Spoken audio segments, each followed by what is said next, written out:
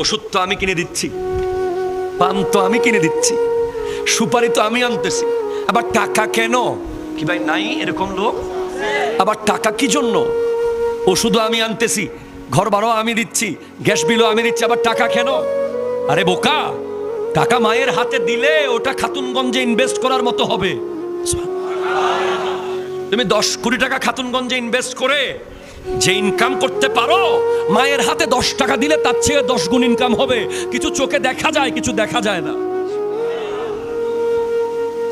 এজন্য বেতন পেলে আলাদা করে মা বাবার হাতে টাকা দিয়েন, সব আনার পরেও দিয়েন। দেখবেন ইন্তেকালের পরে শাড়ির তলে টাকাগুলো আছে, বিছানার নিচে টাকাগুলো পড়ে আছে, আলমারির কোনায় টাকাগুলো পেয়ে যাবেন। অথবা কেউ একজন এসে বলবে তোমার মা আমার কাছে এই টাকা জমা রাখছে। কারণ বিবি, আমি বিবির বিরুদ্ধে না, আবার বিবি আমারও আছে। বিবি আপনার টাকা খরচ করার সময় 50% চিন্তা করবে হয়তো আপনার ব্যাপারে, মা খরচ করার সময় 100-তে 200 বার চিন্তা করবে। আমার ছেলের টাকা কত কষ্ট করে আমার ছেলে মাথার গাম পায়ে ফেলে কামাই আনছে। বিবি 10,000 টাকা শাড়ি নেওয়ার সময় হয়তো হাত কাঁপবে না, মায়ের 500 টাকার শাড়ি কেনার সময় হাত কাঁপবে। মারা নতুন জুতা কিনে না, মারা নতুন শাড়ি পরে না। আর বাবার কথা তো বললে কলিজা ছিঁড়ে যাবে ভাই। বাবা, মা তো 10 মাস 10 দিন পেটে রাখে, বাবা তো 25 বছর মাথার উপরে রাখে। কথা বলেন না ঠিক কিনা?